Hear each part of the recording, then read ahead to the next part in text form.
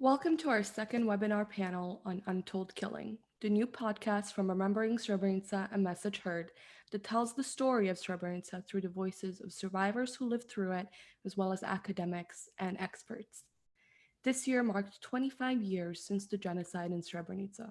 As part of our work here at RSUK, in order to continue commemorating the genocide, we wanted to find new platforms and new ways to ensure that the story of Srebrenica would live on and be heard by many, many more people. 2020 has been a year of great difficulties for many people.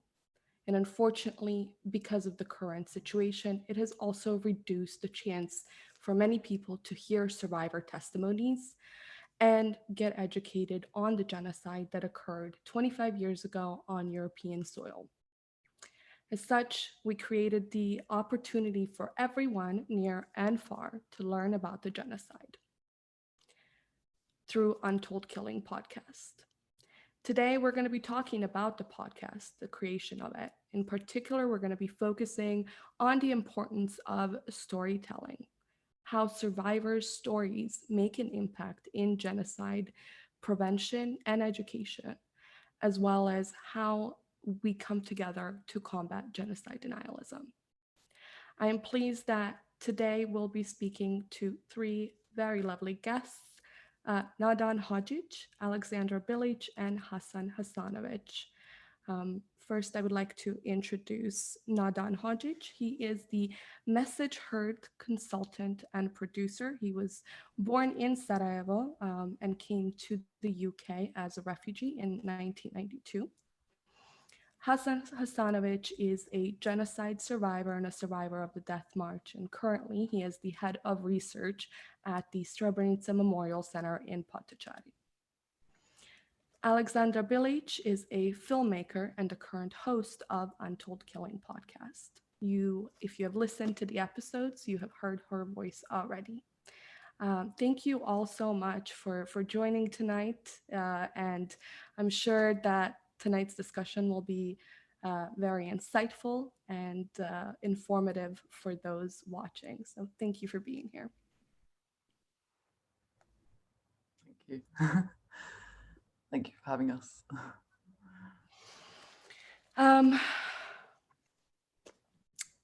We will be taking questions from the audience at the end of tonight's webinar, so please submit your questions either through the Zoom Q&A feature or through Facebook chat, and we'll try to answer some of them at the end.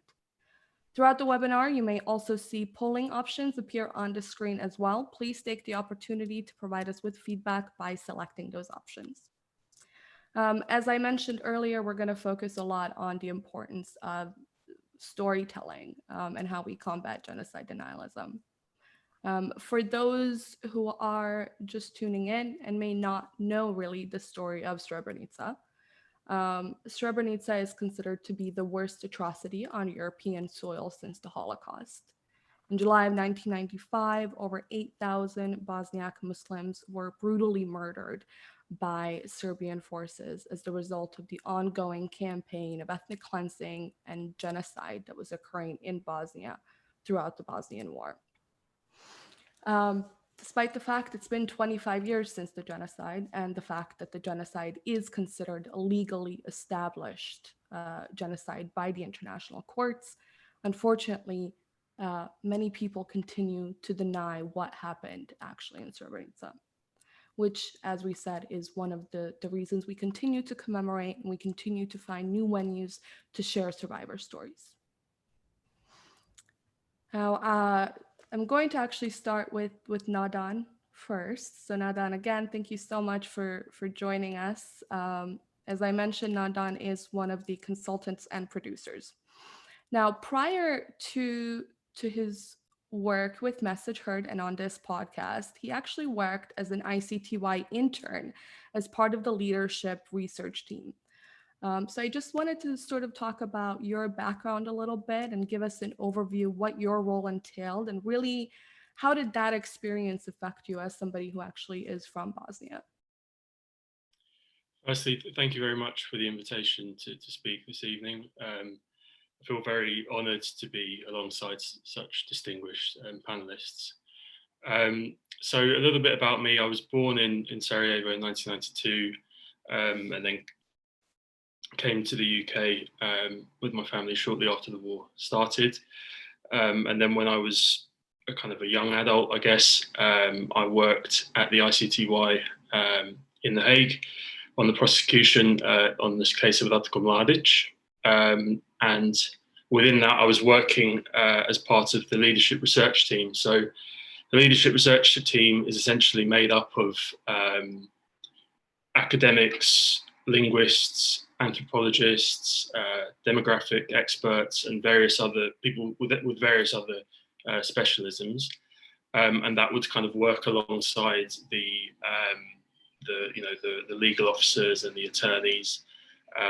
So we were working on the case of Ratko Mladic, and within that, I was very fortunate to have the opportunity to work on the Genocidal and Persecutory Intent project, which was a big part of the final kind of case.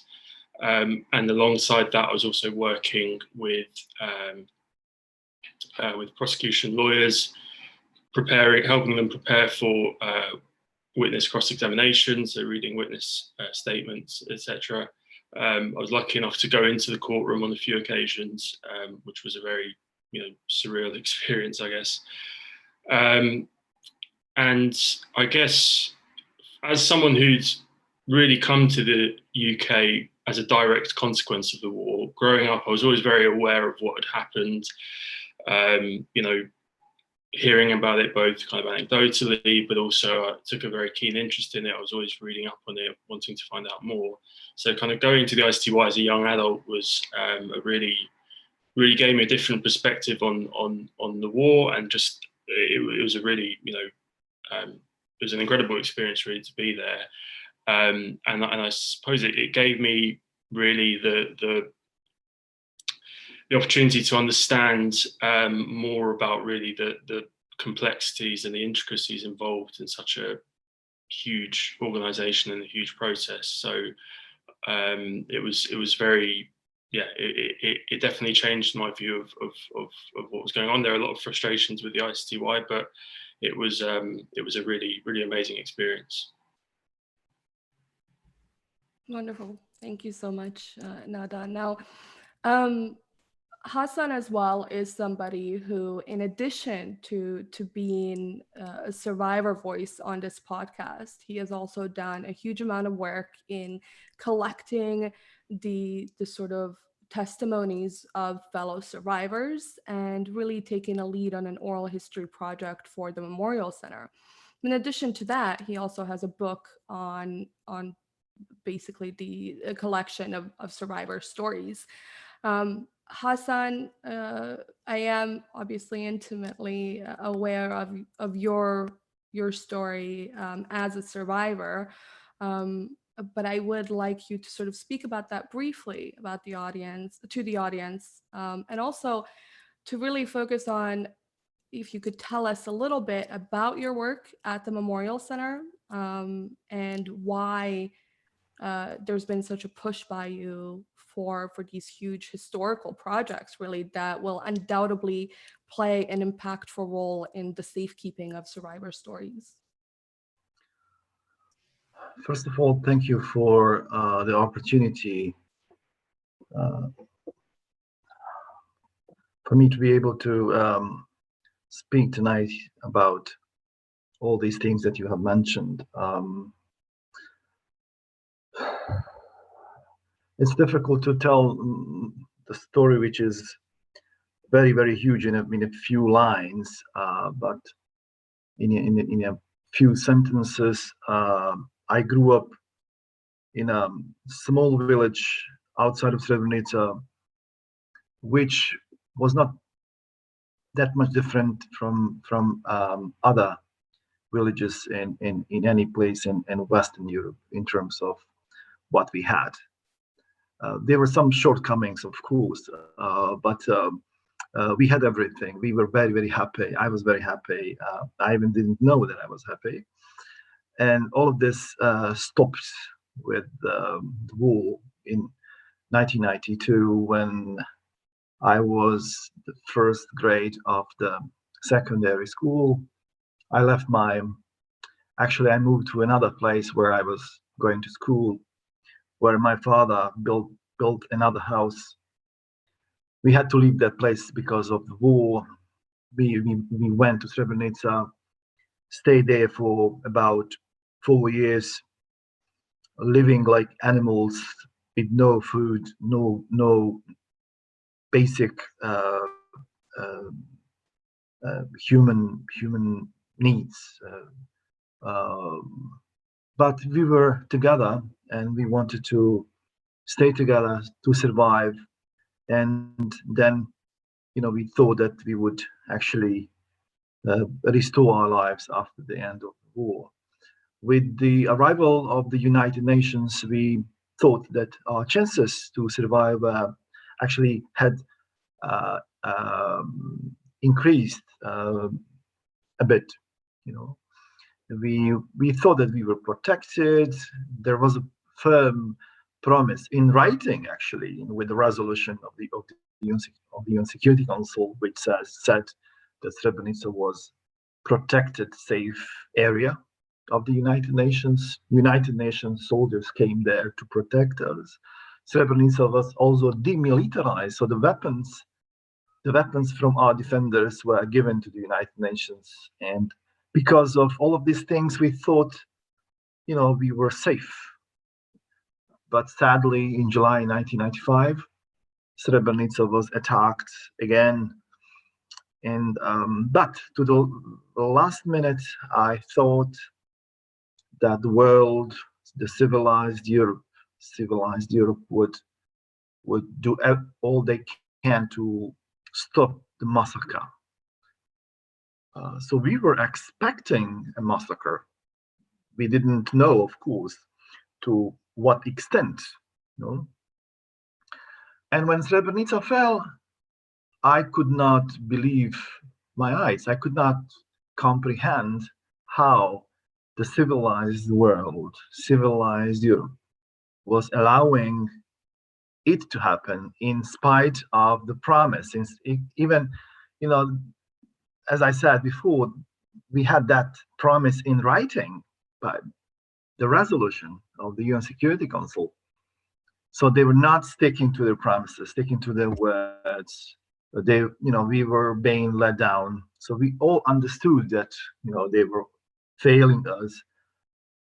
And we had to part from our families, women and children, like my mother, my younger brother, grandparents went to Potocari, where the main UN base was, the Dutch base, hoping, to be protected there by the United Nations.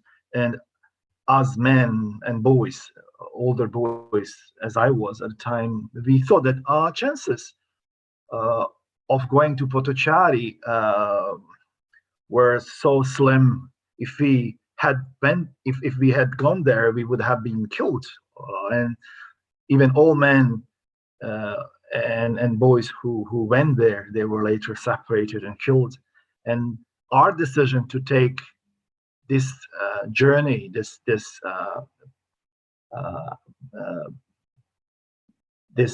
path through the woods, that was the right decision. And we didn't actually know what was going to happen. We couldn't even imagine it.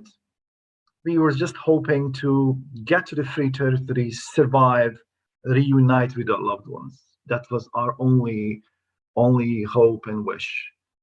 But we could not even imagine what is going to happen. That just in just a few kilometers from the start, that the people will start losing their lives, that many will be wounded. And as hours and days were passing, more and more people were being wounded and killed. I spent 6 days, 6 nights. I even separated from my father, my twin brother, my uncle, just at the very beginning of the journey as the shooting started. And I did not sleep for 5 nights. I did not eat anything but just some sugar with water. Water was also very, very big problem. We couldn't find any water well, any water spring to pour water. And we even saw that many men and boys were being affected by as we thought, nerve gas. Water was contaminated. Many were hallucinating. There were even Serb soldiers were coming, and they were part of the column. They were inside of the walking file of men walking in single file. They were inside, so we could, and especially at this time, it was July 13th, July 14th. It was such a chaotic time. It was you actually, I didn't know where I was. I thought this is not real. This is not happening to me. This is happening to somebody else. I'm just imagining this. The lack of sleep was killing me. My feet were in a terrible condition because of blisters, and I was walking and sleeping, especially during the night. I was very, very scared, very afraid. I was thinking of my family, if I will ever see them. I thought that I was too young to die, and I was surviving from one day to the other. And on July 16th, I got to the free territory, and there were many situations where I was almost captured. I even saw soldiers shooting at me, shooting at all of us. I saw them just like 20, 30 meters from me. In many situations, bullets were hitting nearby tree trunks. Many men and boys were killed right in front of my face, around me, all these days, and I don't even want to remember these horrific scenes. So on July 16th, I survived, and I couldn't believe what I survived. I reunited with my family after 2 weeks, started to go to school again. Nobody even asked me, in that school how it was to survive the genocide, as if it was normal. And it was not, of course, normal to survive the genocide. All those years later on, I was looking for my father and my twin brother and uncle. I just wanted to know what happened to them. And in 2003, I buried my father. I got to Bratunac, which is very close to Srebrenica Memorial, a little town, and a local Serb police stopped us there because of a traffic jam. Bill Clinton was inaugurating the memorial. There were like over 50,000 people in attendance of Srebrenica genocide commemoration. And I was going to bury my father. And as we got off those vehicles, buses, I saw hundreds of Serbs on the side of the street, and we were passing by them, and there was a long line of the Republic of Srpska police officers, and the local Serbs, as we were passing by them, they were calling names, yelling out unbelievable insults, spitting on us, spitting on me as I was going to bury my father. And there were even some criminals there who spat on me as I was going to bury my father. And can you even imagine, the situation that you are being spat at while you were going to bury your father who was killed in the genocide, and the war criminals, were spitting on you, spitting in this case, spitting on me. I felt like no human being at all. And I buried my father.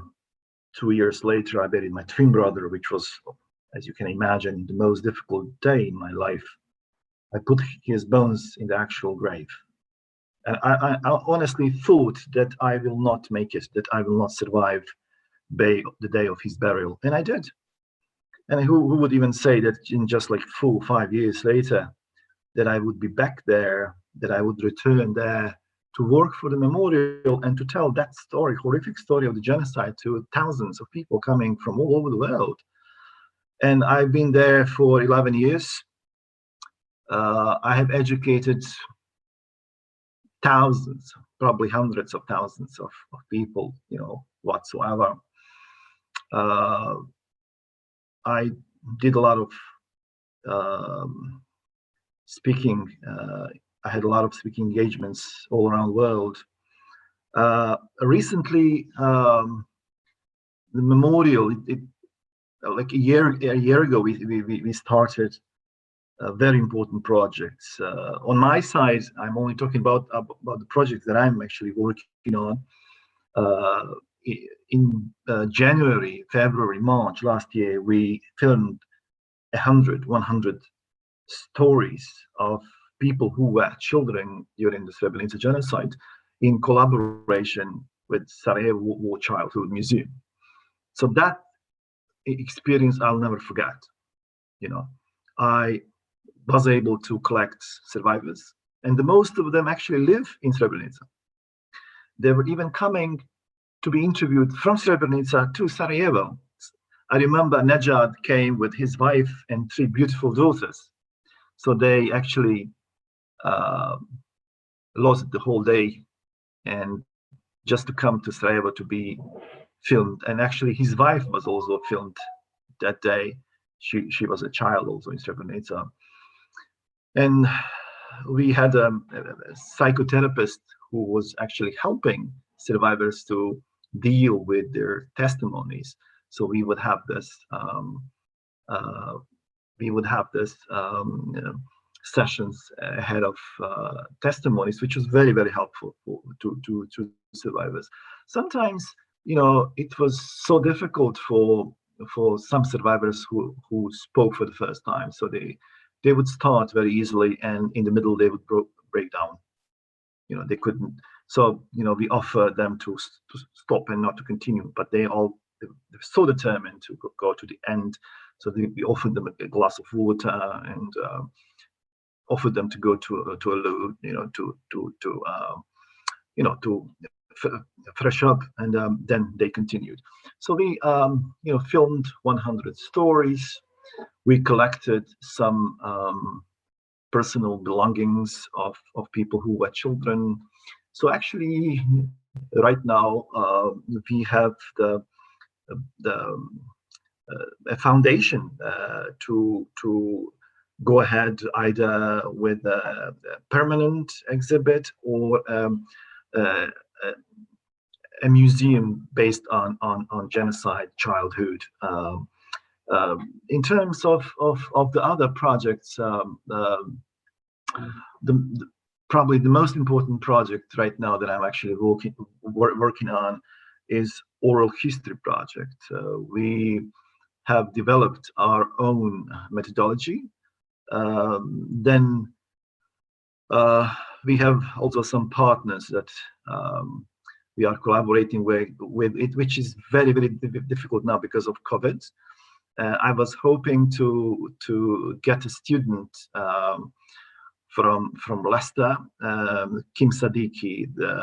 She's one of the chairs of I don't actually know which branch of Remembering Srebrenica, but she actually, that is her student, and she would also help us to supervise the student and help us with this project. But I'm sure once this settles down, that we'll continue with that collaboration. And the other partner is the Shoah Foundation. So hoping that very, very soon that we'll will increase this collaboration.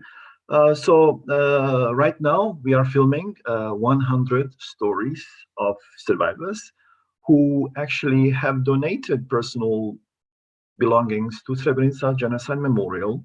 So we have a partner in Sarajevo, which is Bern agency, Balkan investigative agency from Sarajevo. So we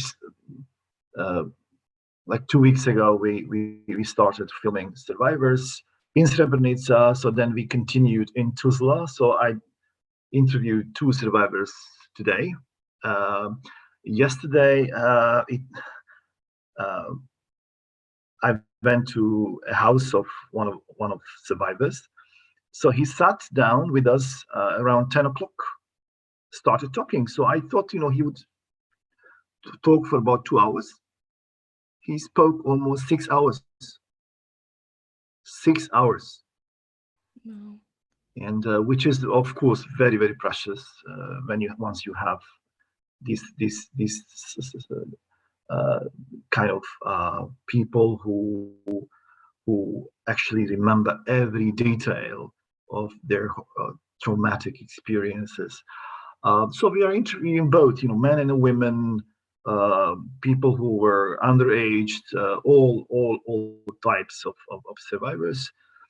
So the idea is that once we film these 100 stories, we'll have an exhibition in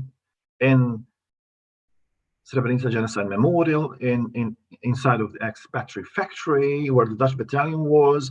So we'll have a display of these 20 personal belongings, actually of 20 survivors, whatever they donated to memorial, alongside with the videos about what they say about these belongings that they have donated to our memorial. On the other side, we'll also display our oral history projects in a way. So all is going well, and I'm really looking forward, and I'm hoping that as we have planned that before July, actually in July, that we will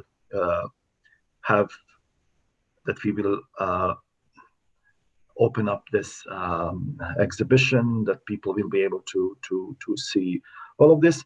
And of course, we have some other projects which have envisioned the continuation of oral history projects. So every project, every year we'll go with another 100 or 200 survivors' testimonies. So Yeah. we'll go with this interviews and probably never stop till we have the last survivor. And we have and now a big number of young people who we try to teach, and I'm hoping that we'll convey our experiences and our knowledge to these wonderful young people, that they'll be passionate about Pass it this. on, Yes. yeah. That sounds really wonderful, and I think we're all extremely grateful for the work that the Memorial Center is continuing to do, and everything that you guys do to ensure that the truth is out there. So thank you so much, Hassan, and I'm very much looking forward to the final results and the exhibition. Thank you. In line with Hassan's question, obviously, the importance of storytelling cannot be underestimated. Aleksandra, on top of being the podcast host, is herself a filmmaker, and somebody who actually fled Sarajevo during the siege. So Hassan is the Srebrenica survivor, and like the three of us are all Siege of Sarajevo survivors, which I thought was an interesting sort of balance in this panel. In the podcast, Alex, you talk a lot about obviously the sort of impact this has had on you, the fact that your family did flee Sarajevo during the siege. I wanted to sort of get your perspective of when you were first approached about this podcast. How did you take it? Were you sort of nervous? What was your initial reaction?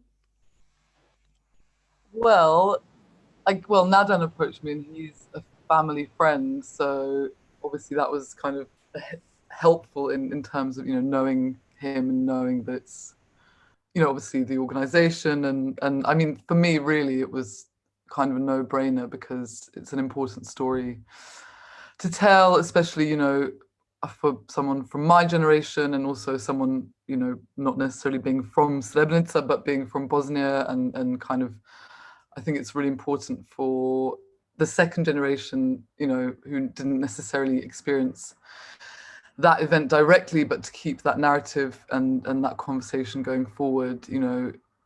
Yeah, it was kind of, I didn't hesitate to get involved, basically. Yeah. It's interesting because I know with your own filmmaking, you do focus a lot on sort of the diaspora, the immigrant experience, trauma. Yeah. Storytelling really being the basis of your own work, from producing to directing to being a host. You seem to understand the importance of it, but as a sort of storytelling as a vehicle for really healing from trauma and getting those feelings out. What would you say to our audience really is the greatest benefit ultimately of telling stories like Hassan's, like the podcast in general? Yeah, I don't know. I guess for me, it comes from, and I think it's probably quite a Balkan thing as well. Like, we all kind of grow up hearing our grandma's stories, granddad's stories. I don't know. That's kind of, I think for my family, that was a very healing thing. Like I remember anytime I was upset when I was a kid, my grandma would tell me a story about, either myself or the family or, family history. So I think for me, it kind of is something that comes naturally, but I think,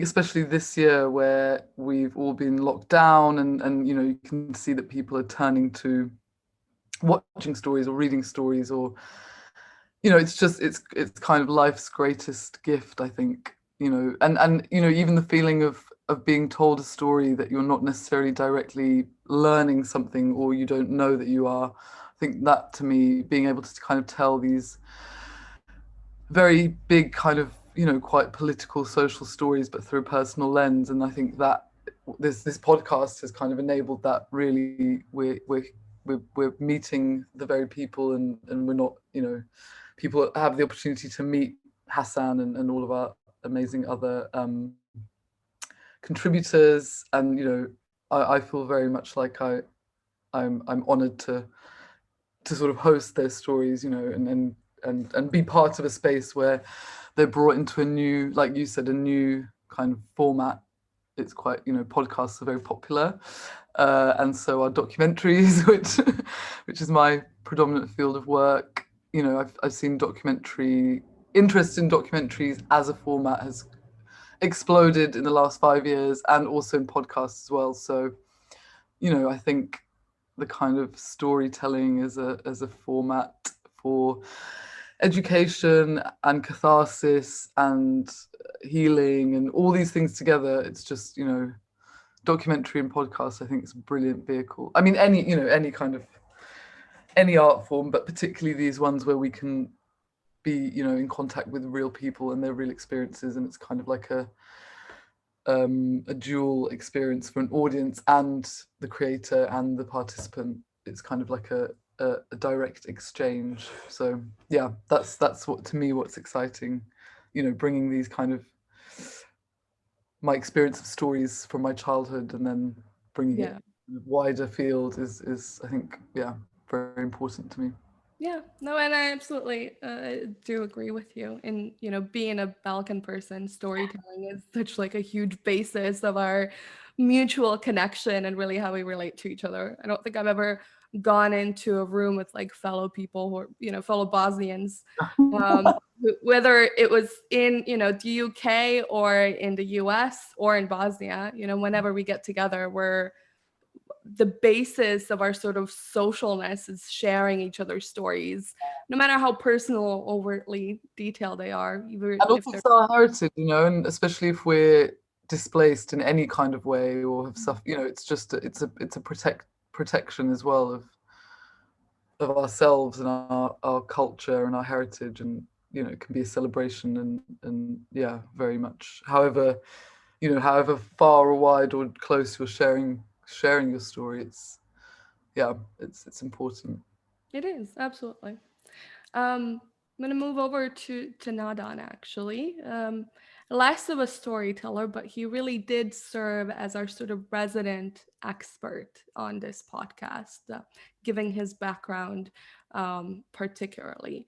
What was the most sort of notable challenge for you in ensuring, one, that we're approaching this with the sensitivity that it requires, but in particular also that we're approaching it with the accuracy? Because there have been, pieces of art or essays or films done about the Bosnian War and the Bosnian genocide that don't always meet that criteria of either respecting and honoring survivors and their stories, but also, not meeting the standard of accuracy.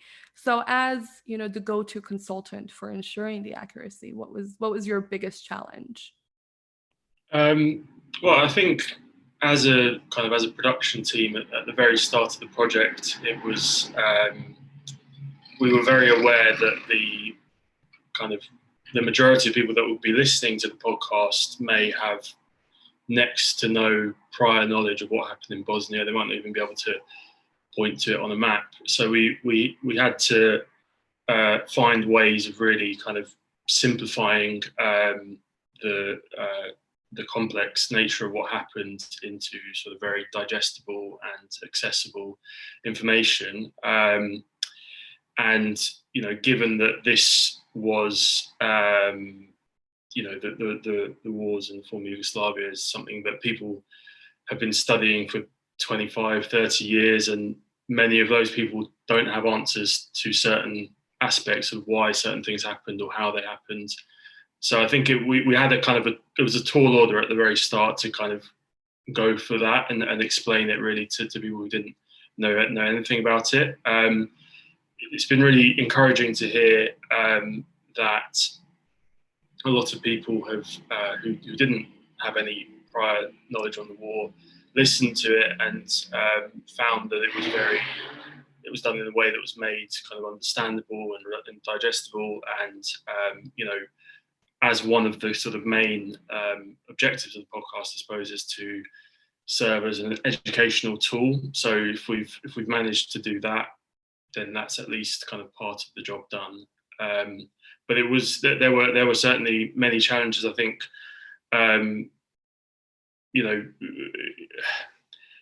doing everything in a way that would really serve the story justice and would be respectful to everyone who lived through it, and to be we had to be very, very wary of all of these aspects, both in the written narrative and the interviews and the questions that we were asking. So there was a lot of I think we had to work very hard at that, but I think in the end I'm hoping that the product is how it was intended to be. Absolutely. And personally, although I'm sure I'm biased as I am a team member of RSUK, I think you guys did such a wonderful job with the ultimate sort of production of it and the accuracy. Through our time working on this podcast, really, they would send over things to fact check. They would always listen to the survivor's perspective, which sort of, I think, eased my own anxiety going into this project. I think I was initially very nervous because I wanted us to obviously get it right. But everybody on, from the survivors to the experts to the producers, everybody who was involved with this project really ensured 100% that everything we were doing was being fact checked, that the translations were on point, that the survivors felt that we were actually, hearing them and listening to them, and that their stories were really the pinnacle of this podcast, which really helped everything. And I think it shows in the, the eventual result. And as I mentioned, to sort of go on to the next topic, my role within the podcast really was sort of helping out with the translations, because we did have some of the survivors are Bosnian women, Bosnian mothers of Srebrenica, who don't speak English. So I translated some of their stories, and I've done, I've done work in the genocide field for such a long time now, like over a decade, but it still always shakes me when I hear really traumatic and harrowing stories. And there is a lot of that. This podcast was really quite heavy listening. So I wanted to pose this question to Nadan and Alex differently than I will to Hassan, but it is a question for everyone. Obviously, it is heavy listening. We all have a connection to Bosnia.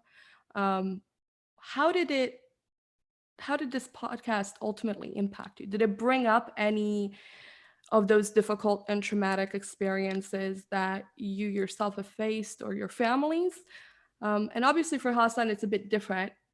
He is somebody who has always bravely spoken out and shared his story with the world, which we all very much appreciate. But um, so I know that you're an expert at sharing your story, and you know how to present that. But I did want to also sort of get your perspective when you do share your story, when you do speak about this like you did. Does it bring back those feelings? um, is it damaging, or is it a sort of healing process for you when you share it? Um, it's a really tough one, tough question. Now I remember at the memorial, I would, at the beginning, I would speak facts, then later, of course, I would combine facts with the parts of my own experience of the genocide, just to make it more educational and interesting for visitors, because ultimately I decided to try to make the best possible, to have the best possible impact on people who would come all the way from London, from Australia, from the United States, just to visit Srebrenica. And some of them would even come only to visit Srebrenica and to visit the memorial. So you could tell the difference, when you speak the facts, of course they are listening to you, but all of a sudden when you say something personal, something real, which is related to your family members, to your own experience, you can tell how, in their face expressions, how they change, how they get more interested. And of course, later with their questions, all the questions later are personal questions, and they don't ask questions about facts. They only ask about the personal experiences of the genocide. And of course, there were situations where I had to tell the whole story, only the story, no facts. And sometimes I would tell it in a way that I protect myself and don't get that much emotionally involved, Mhm. But there were situations in where I had to do that because I was inspired by the audience, by young people, by actually, you just,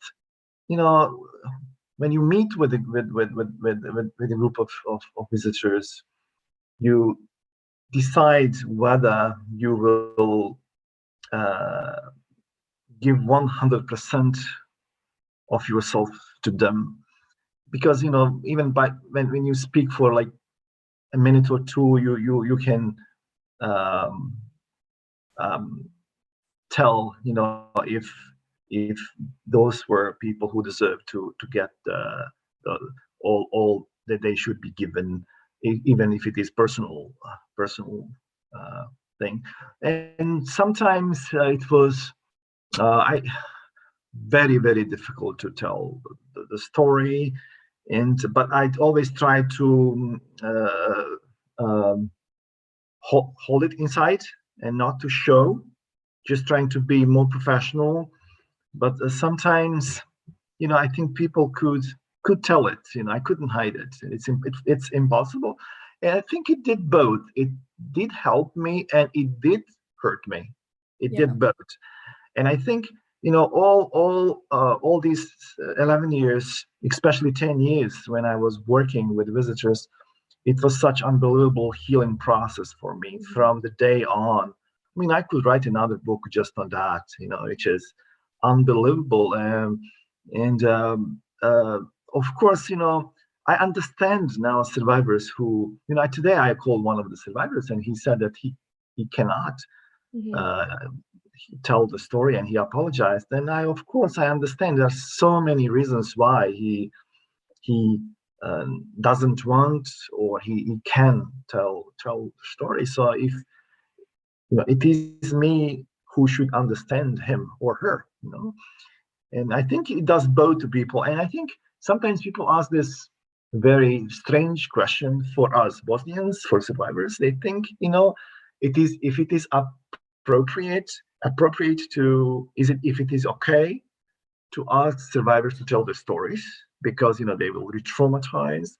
But I think from all your visits to Srebrenica, you could tell when you spoke to Srebrenica mothers that all they want is for visitors, for people to share their stories in the world, to pass it on to those who don't know.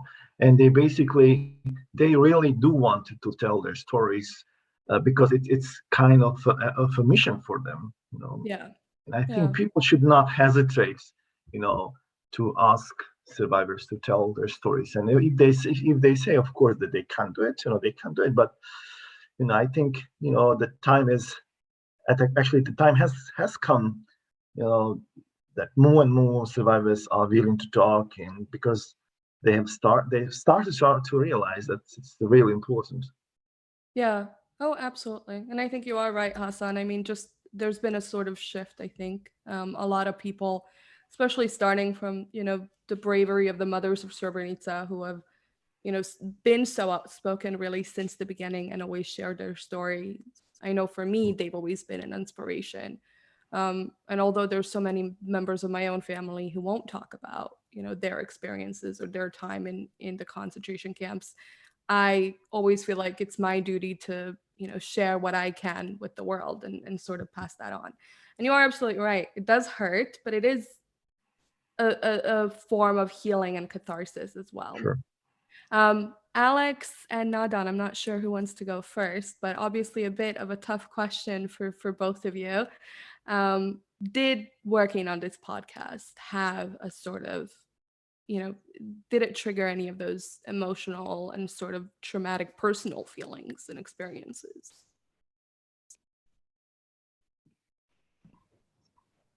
Who's going?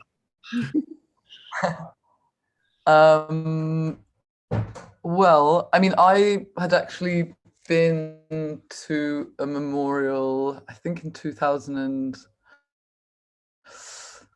God, a long time ago, 2014, 13, because my auntie worked at the ICMP, so I was doing a project about her work. And then when I was there, I met a few people who actually then ended up interviewing again for the podcast, and obviously met some new people. So partly I felt it's hard because sometimes you feel like you're talking to your own family members. Sometimes, and then kind of everyone's resilience is very inspiring, and then it obviously makes you think about your own family. Like I thought a lot about my grandma, and then also my granddad, who was in the war in Sarajevo. When we left Sarajevo, he stayed. He was a doctor, and he was in the head of the children's ward in the hospital, and kind of he would send me like postcards smuggled, you know, with a journalist, and I still have those postcards, you know, which kind of telling me to stay brave, and you know, it's kind of all these experiences that you, when you speak to people, no matter kind of how different, are kind of all rooted in the same event. And it's, in the end, it's about resilience, and the fact that we're sitting here and talking now, and that I was speaking to Hassan and everyone else in the podcast, or, you know, the fact that me and Nadan are friends in London, and our families knew each other in Sarajevo, and that we've all kind of, yeah, I don't know. I think it's always tough. I think no matter how many times you speak to anyone who's experienced that conflict, and kind of no matter what they experienced, and kind of, you know, you go through the motions every time. And I think working on this project, I went on a big journey, and I'm not going to lie and say, you know, and I've come out feeling, you know, it is hard. It's hard to kind of come to terms with humanity, come to terms with things that happen in the place that you're from, you know. I think it's just a never-ending journey, and the biggest takeaway is kind of being inspired by the resilience and power of the people that you end up speaking to and interacting with, and that's the ultimate message. You know, the world is full of awful things happening, and they still are. And yeah, I don't know where I'm going with that. I think, you know, as hard as it is, there's the kind of strength behind everyone that you encounter, if you're in this kind of line of work, or if you're in this world that we are. So, you know, and I think life is hard, and it's how you kind of deal with things that come across, both on a wide scale, on a personal scale. So yeah, it's tough, but it's worth it. So worth doing these kind of things. So yeah. I would say that for me, it was, you know, it was an enormous honor to meet the survivors like Hassan, and really get to know them and their stories, and really be sort of, I mean, have it, you know, be part of that was very, very moving for me. And then, yeah, there were, I guess, it really brings the human tragedy of it all to the fore. And I think that's what our podcast does, is we're really, that is front and center of what we're trying to get across. So it's yeah, there are tricky moments sometimes listening to them. And I guess my kind of, if I compare it to the stuff that I did at the ICTY, as kind of important as the ICTY is in its own right, there is an element of it being quite kind of process driven and formulaic, whereas speaking to these survivors and their real, you know, true human tragedies is really brings that human element to it, which is the most important thing. Absolutely. Yeah. Well, I'm gonna open we have a little bit of time left, so I'll ask if anybody in the audience or any of the webinar participants would like to ask anything of our guests. And thank you guys so much for answering my questions. I know some of them were a bit tough, but I really appreciate it, and I think this is a really insightful conversation. And I loved hearing your perspective, and actually finally getting to put Alex's and Nadan's like face to the names. I feel like I've just been doing it like second nature, and talking through email, obviously. So it's really nice to actually meet you both. And I don't know if we have any questions from anyone. No? Okay, well, thank you for everyone who tuned in. Thank you to our panelists tonight, and to our audience who participated through Zoom and Facebook Live. We are going to be hosting our final webinar in honor of the Untold Killing launch on the 25th of November, where you will get a chance to hear from more people who were involved in the project, as well as survivors themselves. It's going to feature Message Heard producer Jake Warren, the director of the Memorial Center and genocide survivor Emir Suljagic, Dr. David Pettigrew, who is a noted Bosnian genocide expert and academic, Amel Khan, who is our executive director, Najat Avdic, who is a genocide survivor, and myself, actually. I will not be a panelist. I will just be moderating. So thank you all for tuning in. Thank you to our panelists. And please make sure that you tune in next time. Have a good night. Thank you.